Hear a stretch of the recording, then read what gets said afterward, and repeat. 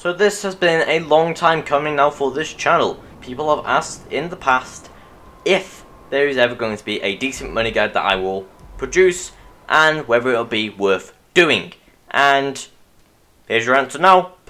Here's how to make millions of dollars per day in GTA 5 Online currently, while everyone's begging the question, what's the next DLC going to be? People are already asking that question, but that is not what we're going to be answering today. But starting us off with the money guide, we're going to be off with the nightclub, and the nightclub is probably one of the best solo businesses ever. You only get one vehicle whenever you sell.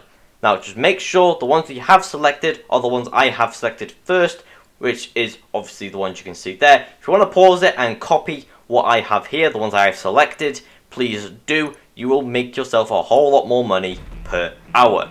But starting us off with this is going to be a simple sell mission. I'm going to be selling this for the purpose of the video of really how much you would make overall with the nightclub after doing this for a certain amount of hours or a certain amount of days or whatever, however long you are willing to spend making money on this game. Now, next business is going to be the bunker. Now, you're wondering if I'm going to gloss over the MC businesses, and your answer is yes I am, because they're utter shit doing solo. I have made not even a million of them because all the vehicles for them are complete garbage and all the vehicles are complete shit. Whereas compared to the nightclub, this vehicle, as you can see, only takes one drop-off location. Now there's two vehicles you can get for this. It's either going to be this vehicle right here that you're looking at, the Insurgent Pickup, or it's going to be a semi-truck. Now me personally, I prefer this Insurgent Pickup because I can get to the drop-off quicker. As you saw,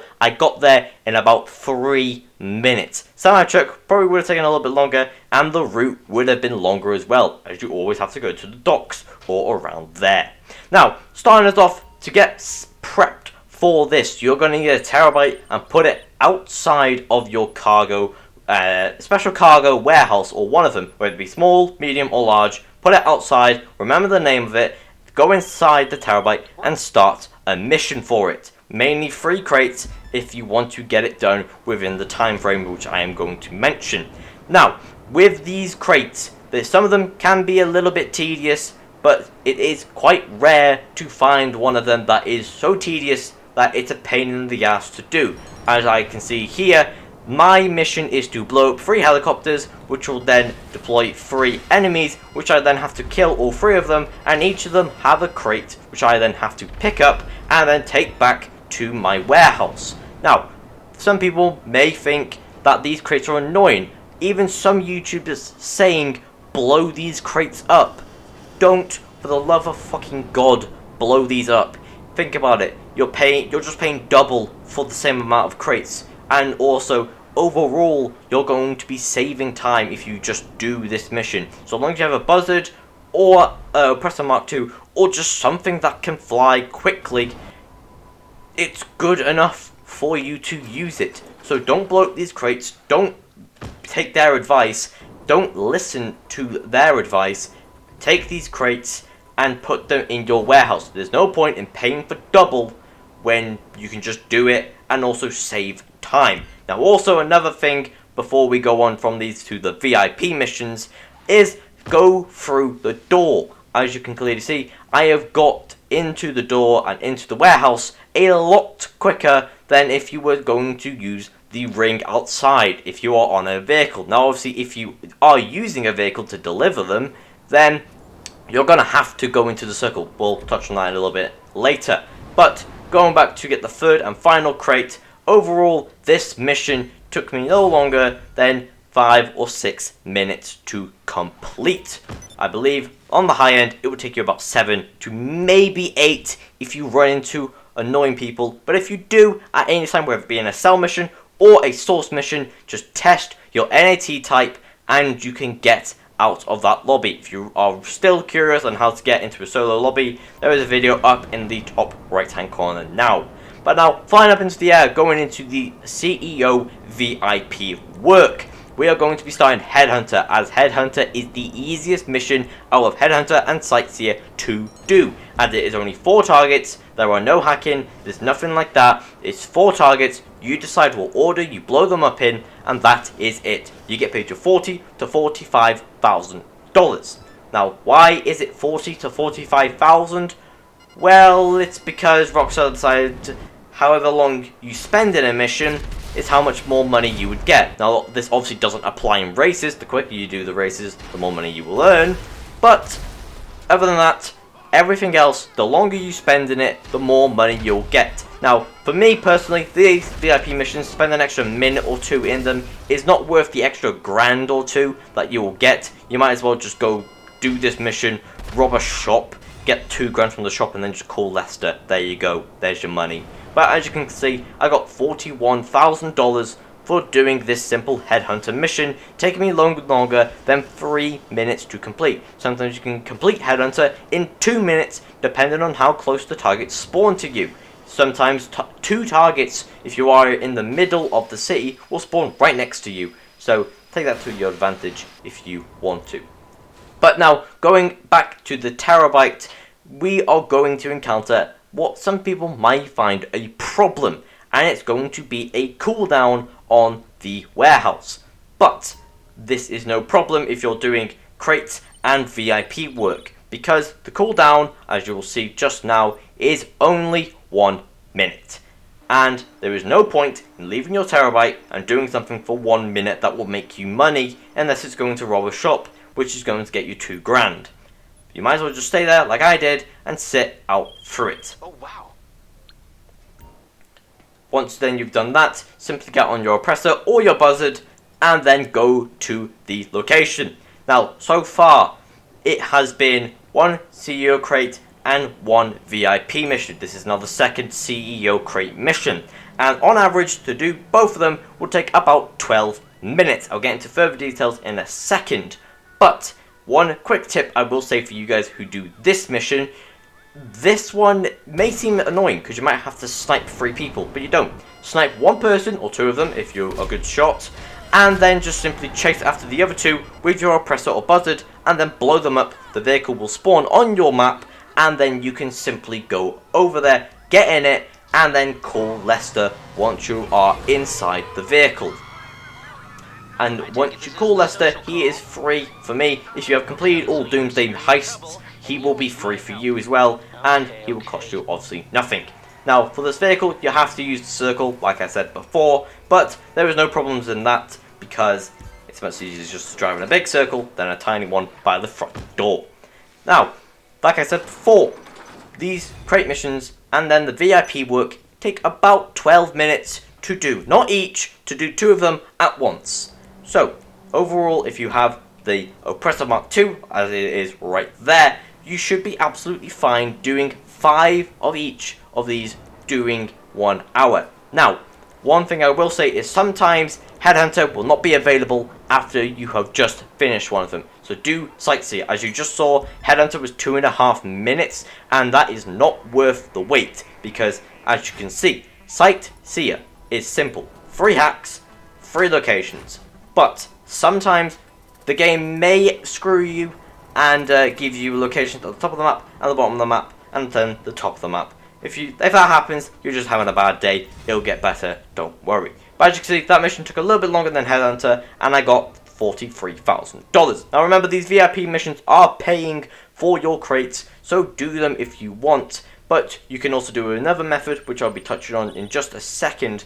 But overall, if you do manage to do on average 5 of these missions per hour, so 5 crate missions or then 5 Headhunter or Sightseer, maybe you could do 5 Headhunter all in the hour, or you have to do Headhunter, Sightseer, and so on. If you do, then you're averaging 5 per hour. And if you're averaging, we'll say on the low end, $41,000 per mission, you are then getting yourself a nice $205,000 in VIP missions per hour, which is nice money just on the side, but obviously a little bit of that will be taken away for your 15 crates that you will be getting for that hour, because you're sourcing 3 crates at once. Do not source 1 crate, otherwise it will take you way too long and it's all worth time. It has been tested that just doing 3 crates solo is worth your time, and it is also worth your money. Don't bother doing 1 crate. Granted, you can source, I believe it's about 9 crates with the money you would spend on sourcing 3 crates, but the time to source their 9 crates and the time to wait for the cooldown is much better to just source 3 crates 3 times to get their 9. You will get them done so much faster. But now, going on to the second method that I'm not really going to talk about much, because to me, it would get repetitive way too quickly, because it is just the simple method of doing 2 large warehouses at once. Now, the reason I don't like this, but I also do like this, is because 2 large warehouses will take you about 8 hours to fill up. 8-9 hours, including mistakes, obviously. But if you are quick, you could probably fill it within 8 hours overall. And each one will sell for $4.4 million, getting you 8.8 million, but then costing you about 1.3 million to fill both of them up, giving you about 7.5 million in profit. But the reason I didn't talk about that, although it's a lot more money, it's just repetitive, doing the exact same missions over and over and over and over and over and over again. Now, if you want to, you can switch between these. 1 hour, you could do VIP missions and then CEO crates. VIP missions, CEO crates. Do them 5 times, and then the next hour, then do your large warehouses. So do 1 large warehouse, then the other, then the other, then the other, then the other. Do that for an hour or 2, and then switch again. Change it. Make yourself still have fun with the game while you're making yourself money.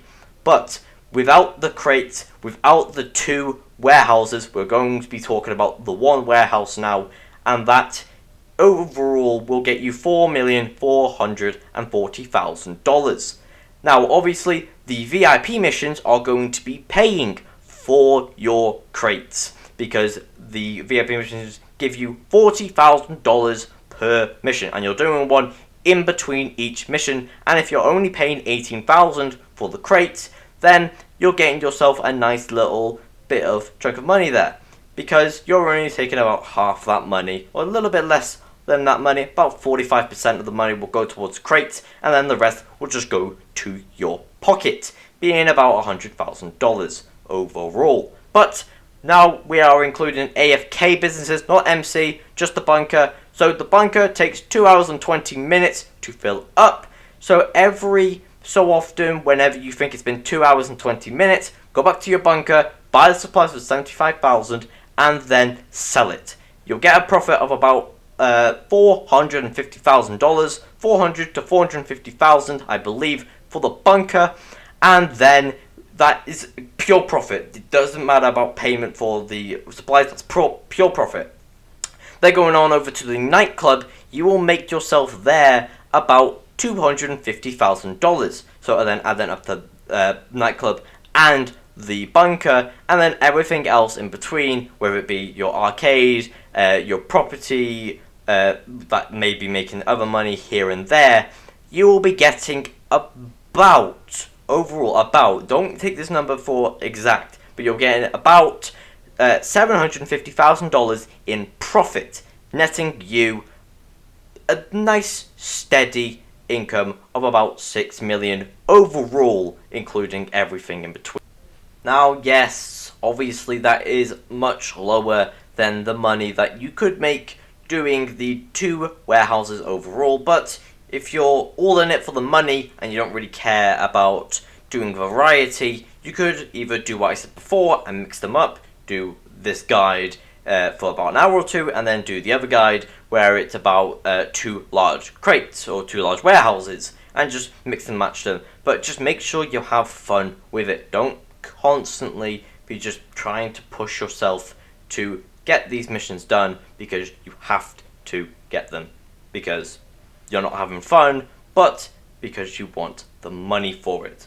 But if you are struggling with any questions, I have spent way too long trying to extend this video to get every little bit of information in as possible. If you do have any other questions, leave a comment down below and I will be promptly replying to all comments as I always do on all videos. Go check out some other ones while we're talking about them, and while we're wrapping up this video, if you are new here, leave a like and subscribe to the channel as it is very much appreciated.